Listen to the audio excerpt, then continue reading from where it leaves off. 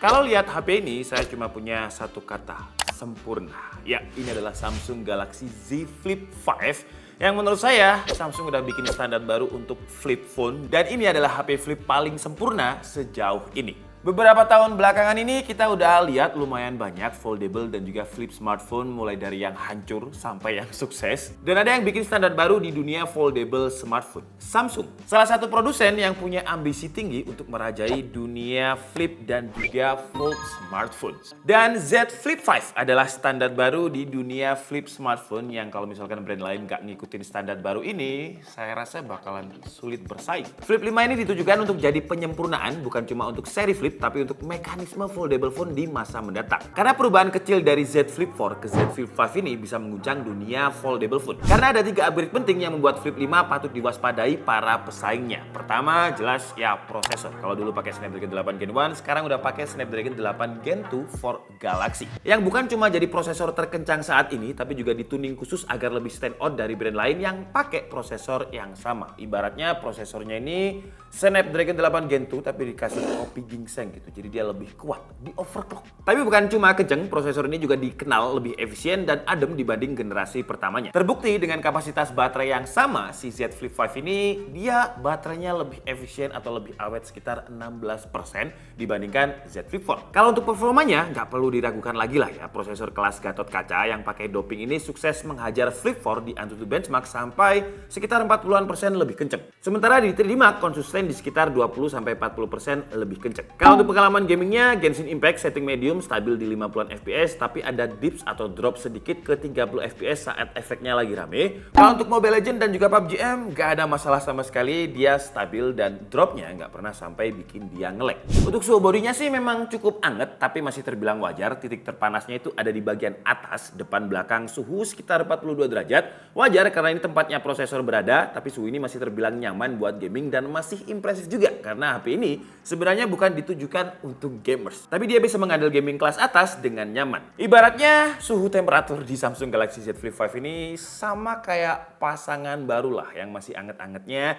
yang masih nyaman di semua sektor. Upgrade kedua adalah si flex window-nya ini yang menurut saya paling nyaman, paling fungsional dan memanjakan mata. Gimana enggak? Dulu si Samsung Galaxy Z Flip 4 itu cuma 1,9 inch. Yang biasanya cuma sekedar digunakan untuk widget dan minim banget pemakaiannya. Tapi di HP ini layarnya melebar dan hampir memenuhi sisi depan di angka 3,4 inch. Dengan layar yang jauh lebih besar kayak gini, ada banyak hal yang bisa kita lakukan di flex window-nya. Kayak foto pakai kamera dengan viewfinder jauh lebih luas. Buat selfie-selfie juga lebih enak karena kamera belakangnya jadi kamera selfie. Nanti kita bahas untuk kualitas kameranya. Kalau kalian mau, kalian juga bisa masuk ke lab untuk aktifkan widget yang bisa support Netflix atau YouTube di sini. Transformasi layar ini bikin semuanya lebih enak, mulai dari nonton Netflix sampai baca pesan rahasia di bawah meja pelajaran. Tapi nggak cuma itu, kalian juga bisa install app yang namanya Good Lock. Di sini kalian akan dikasih launcher khusus untuk flex window yang mana akan membuka akses untuk lebih banyak aplikasi di flex window-nya. Upgrade terakhir sebenarnya nggak penting-penting banget, tapi ini adalah game changer di dunia foldable ataupun flip smartphone, yaitu Hinge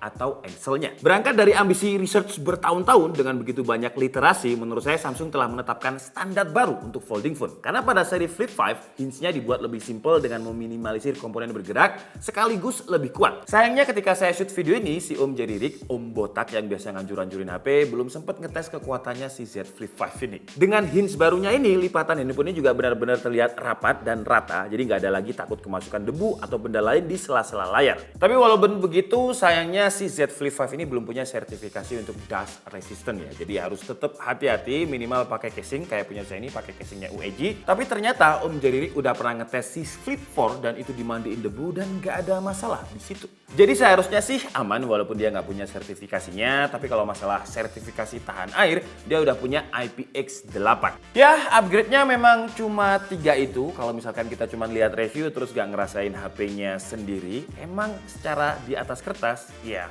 minim banget upgrade-nya.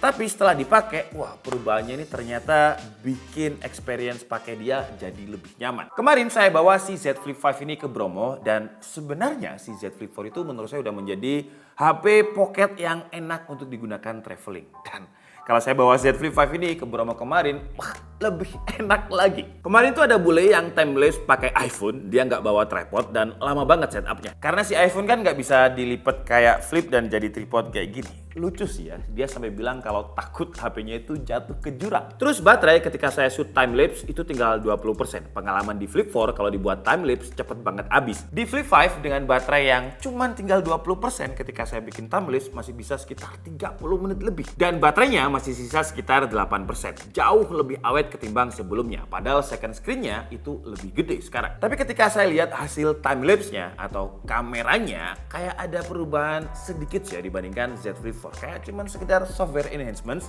tapi perubahannya itu positif, lebih bagus. Padahal secara konfigurasi kamera ya masih sama dengan sebelumnya. Tapi gara-gara chipsetnya yang lebih bagus sekarang, jadi software enhancement-nya itu lebih bagus juga. Warnanya itu kayak lebih keluar, detail dan juga sharp-nya itu lebih ada. Untuk ukuran smartphone flip yang kamera bukan menjadi juara kayak di S23 Ultra, dia masih bisa diandalkan di segala kondisi. HDR-nya masih bagus, detailnya dapat, area terang dan gelap juga terseparasi dengan bagus. Low light terlihat lebih bagus ketimbang sebelumnya. Detail-detail masih terlihat natural, warna gelap nggak terlalu keangkat jadi terang, masih kelihatan kalau ini adalah foto malam. Enhancement ketika low light nggak terlalu ngerusak gambarnya.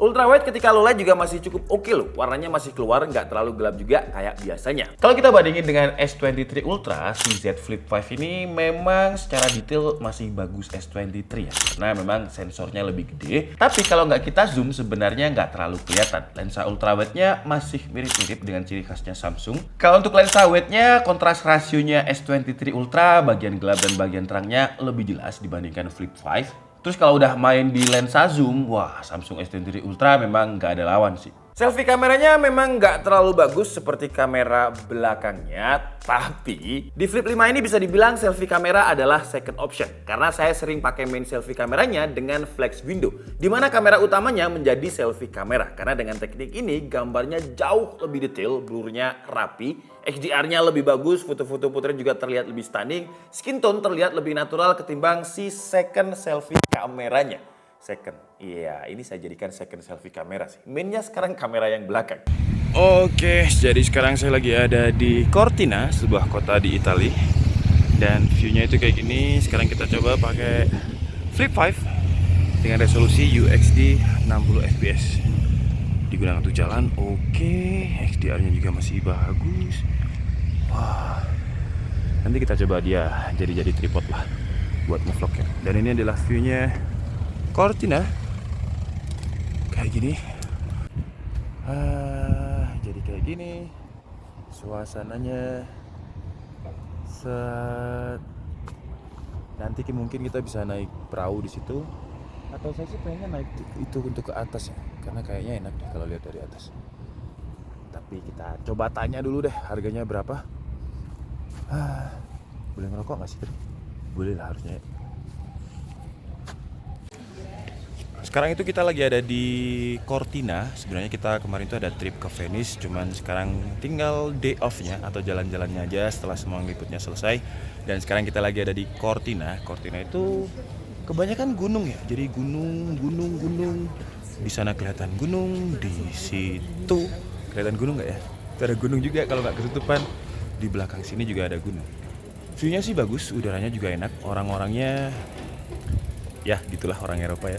Jangan dibandingkan sama orang-orang Jawa atau orang Indonesia yang ramah-ramah. Di sini agak cuek orangnya di situ. Oke lah, jadi cukup segitu aja video pengalaman saya pakai si Z Flip 5 yang menurut saya Z Flip 5 ini kalau di Indonesia udah menjadi standar baru untuk flip ataupun foldable phones. Kalau brand lain nggak ngikutin standarnya Samsung ini, saya yakin nggak bakalan bisa bersaing. Upgrade dari seri sebelumnya emang nggak banyak, cuma chipset, flex window, dan juga engsel yang lebih rapat. Tapi secara experience, chipsetnya ini bikin masalah-masalah di Flip 4 teratasi. Sekarang kelebihannya jadi ya baterainya lebih awet sekitar 16%, walaupun kapasitas baterainya sama dengan Snapdragon 8 Gen 2-nya ini. Konfigurasi kamera emang masih sama, tapi di Flip 5 kualitasnya jadi lebih bagus karena chipsetnya Snapdragon 8 Gen 2. Flex window yang lebih gede lebih bisa dipakai, bisa ditweak juga pakai third party apps. Terus layarnya emang masih sama kayak Z Flip 4, tapi masih jadi layar yang susah disaingi secara kualitas, yaitu terang, vivid, color akurasinya bagus, 120 Hz.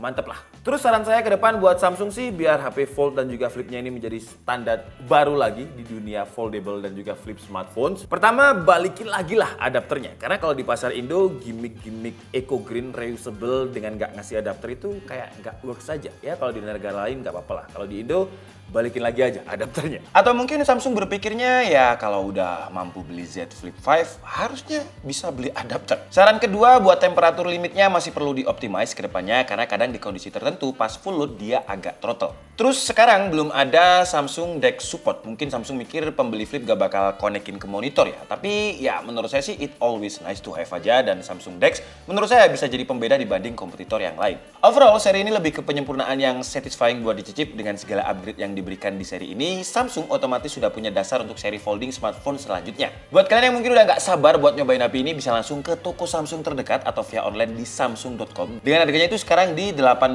juta kembali 1000 untuk varian 8GB 512 Dan 16 juta kembali 1000 untuk yang varian 8256. Jadi buat yang pengen nyobain, yuk join the flip side. Saya Niki Sabudi and see you on the next video. Bye-bye.